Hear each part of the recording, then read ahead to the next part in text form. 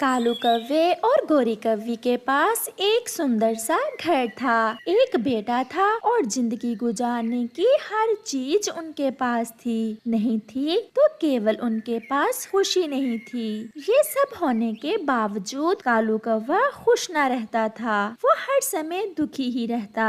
कभी वो अपनी पत्नी से लड़ाई करता और कभी अपने बेटे को डांटता रहता, या फिर यही सोचता रहता कि उसके पास धन दौलत थोड़ा है। वो हमेशा उन चीजों को लेकर परेशान रहता जो उसके पास ना होती, और जब वो चीजें उसे मिल जाती तो वो किसी दूसरी चीज को लेकर परेशान हो जाता। कालू जी, ऊपर वाले का दिया सब कुछ तो है हमारे पास, फिर भी आप हर समय परेशान ही रहते हो। मैंने कभी आपको खुश नहीं देखा।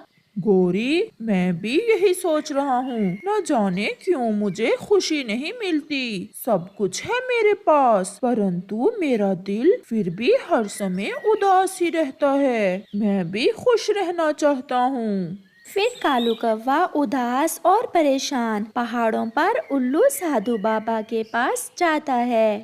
आओ भी कालू, कैसे आए हो? साधु बाबा जी, मेरा मन हर समय उदास रहता है। मैं खुश रहना चाहता हूँ। क्या आप मुझे बता सकते हैं कि मुझे खुशियाँ कहाँ से मिलेंगी?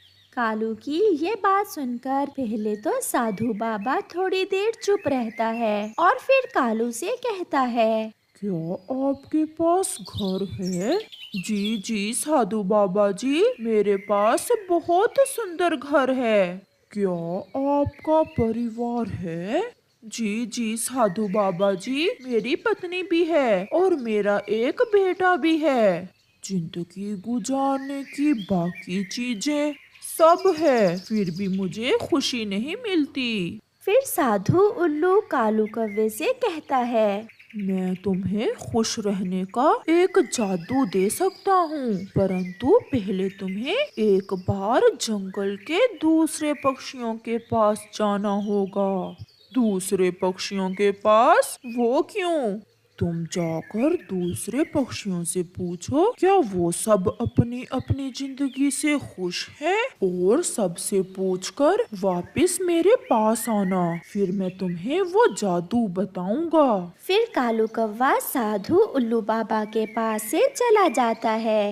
वो सबसे पहले तोते के पास जाता है और जाकर तोते से पूछता है।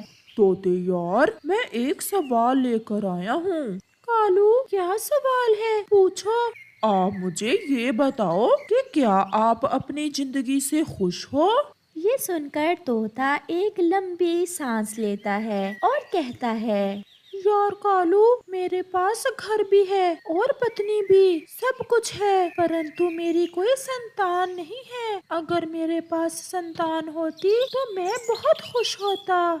इसका मतलब तोता भी अपनी जिंदगी से खुश नहीं है। मुझे किसी और पक्षी के पास जाना होगा।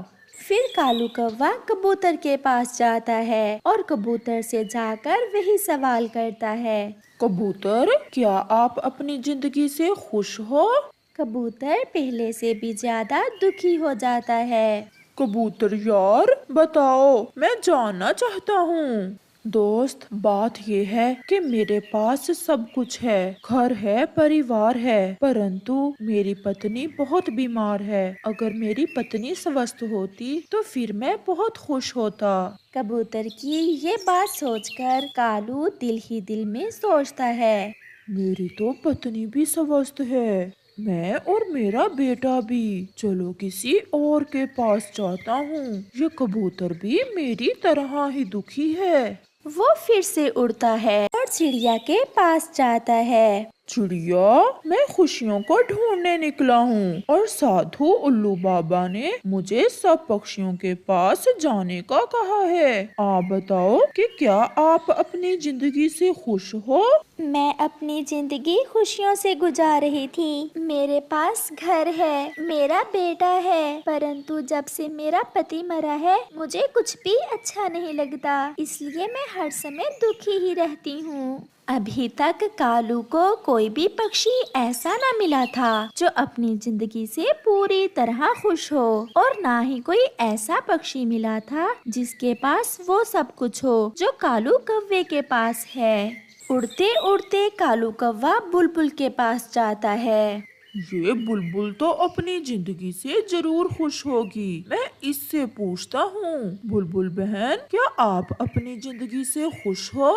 कालू, कभी कोई गरीब भी खुश रह सकता है। मेरे पास तो घर है और ना ही परिवार। मैं अकेले ही एक पेड़ पर रहती हूँ। भला मुझे खुशियाँ कहाँ से मिलेंगी? कोई अकेला कैसे खुश रह सकता है? शाम होने को थी और कालू ये सोचकर वापस होता है कि इस जंगल में तो कोई भी खुश नहीं है। वो कौन सा अकेला है जो खुश नहीं रहता। फिर वो वापस साधु उल्लू बाबा के पास आता है। तो कौवे, क्या आप गए थे सब पक्षियों के पास? साधु उल्लू जी, मैं सबके पास गया, परंतु मुझे कोई भी पक्षी अपनी जिंदगी से खुश नहीं मिला। क्या उनके पास वो सब कुछ था जो तुम्हारे पास है? नहीं उल्लू जी, मेरे पास तो सब कुछ है। चिड़िया का पति नहीं है, तोते की संतान नहीं है, और कबूतर की पत्नी स्वस्थ नहीं है। बुलबुल के पास तो घर भी नहीं है। तो फिर पूरे जंगल में एक तुम हो जिसके पास सब कुछ है, और तुम फिर भी खुश नहीं हो। मैंने तुम्हें इसीलिए दूसरे पक्षियों के पास भेजा था ताकि तुम जान सको कि बहुत कम पक्षी होते हैं जिनके पास वो सब होता है जो तुम्हारे पास है, और तुम फिर भी खुश नहीं हो। इससे बढ़कर तुम क्या चाहते हो? क्या तुम चाहते हो कि तुम्हारा घर ना हो? नहीं नहीं उल्लू जी, क्या तुम चाहते हो तुम्हारा परिवार ना हो? नहीं, मुझे अपने परिवार से बहुत प्यार है।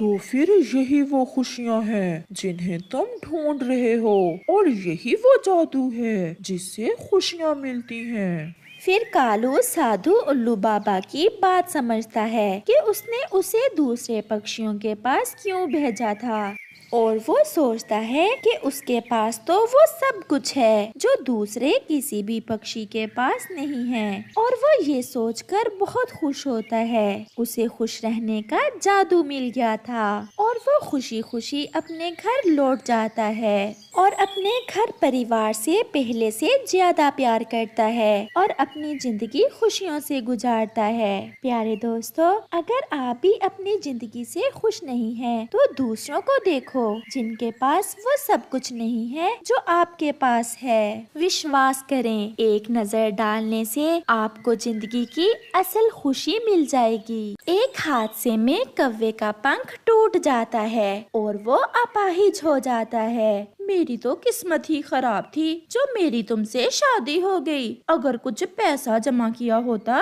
तो आज हमारे काम आता। अब कैसे चलेगा घर का चूल्हा? जो मैं कमा कर लाता था तुम सारे का सारा अपने मेकअप में लगा देती थी। कमाना मेरा काम था और जमा करना तुम्हारा। मैंने कौन सा अपना पंख जानबूझकर तोड़ा है? कालू जी, मुझे तो कोई काम धंधा आता नहीं है। अब एक तुम ही हो जो इस टूटे पंख के साथ भी मुझे कमा कर दे सकते हो। वो कैसे गोरी? मैं टूटे पंख से कैसे कमा सकता हूँ? एक उपाय है मेरे पास। मैं जंगल के बीच वाले रास्ते में तुम्हें बैठा दिया करूँगी और तुम वहाँ आते जाते पक्षियों से भीख मांगा करना। भीख? तो अब क्या मैं भीख मांगूंगा?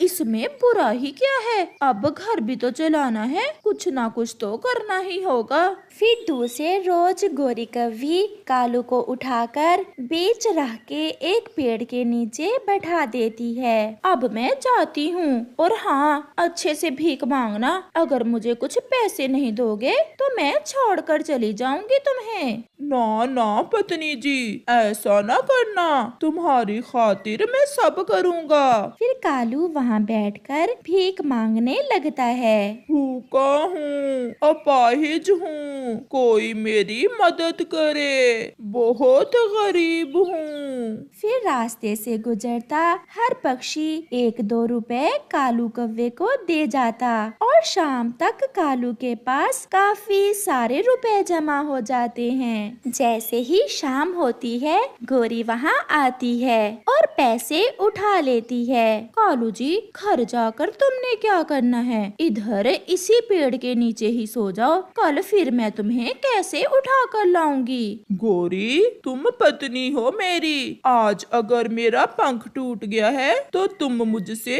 इतना बुरा व्यवहार क्यों कर रही हो? अब तो मैं तुम्हें पैसे भी कमा कर देने लगा हूँ। अगर ज्यादा बातें सुनाई तो अभी तुम्हें छोड़कर अपनी माँ के पास चली जाऊंगी। गौरी की इस बात से तो कालू बहुत डरता था। वो तुरंत बोलता है, ना ना गौरी, मुझे छोड़कर ना जाना, मैं यहीं रह लूंगा। फिर कालू रात उसी पेड़ के नीचे सो जाता है। दूसरे दिन जब कालू भीख मांग रहा था तो वहाँ एक चिड़िया आ जाती है। अरे, क्या तुम कालू हो? हाँ, मेरा नाम कालू ही है। मैं रानो हूँ, तुम्हारी बचपन की दोस्त। क्या पहचाना मुझे? रानो? क्या तुम रानो हो, मेरी दोस्त? कैसी हो? मैं तो ठीक हूँ, परंतु ये क्या, तुम ऐसे भीख क्यों मांग रहे हो? फिर कौवा उसे सारी बात बताता है। मेरी पत्नी गौरी मुझे यहाँ छोड़ गई है और अगर मैं भीख ना मांगू तो वो मुझे छोड़कर चली जाएगी। मैं भी कुछ दिनों से इसी जंगल में आ गई हूँ। चलो मैं तुम्हें अपने घर ले जाती हूँ। मेरा घर बहुत सुंदर है। मैं अपने दोस्त को ऐसे भीख मांगते नहीं देख सकती। फिर रानो चिड़िया कालू कौवे को अपने साथ ले जाती है। कल से तुम भीख मांगने नहीं जाया करोगे। मैं फूलों के हार बेचती हूँ। मैं फूल लाया करूँगी और आप बैठकर हार बनाया करना और फिर मैं जंगल में बेच आया करूँगी। रानो, किसी ने सच ही कहा है कि अगर रिश्तों में प्यार ना हो तो रिश्ते किसी काम के नहीं। एक मेरी पत्नी है कि मुझे पैसों के लालच में भीख मांगने पर मजबूर करती है और एक तुम हो कि मेरा इतना ख्याल कर रही हो। दूसरे दिन जब गौरी कालू से पैसे लेने आती है तो उसे वहाँ ना देखकर हैरान हो जाती है। ये लंगड़ा अब कहाँ चला गया? खुद से तो कहीं जा नहीं सकता।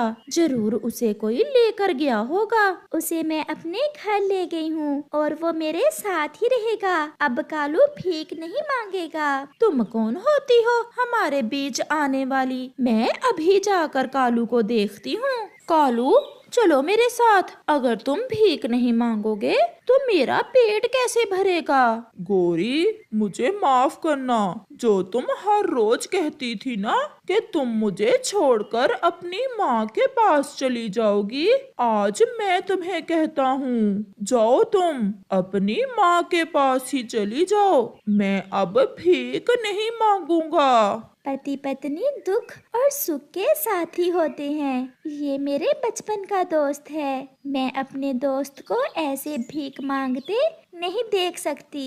तुम यहाँ से जा सकती हो। जो रिश्ते लालच के हों वो रिश्ते नहीं होते।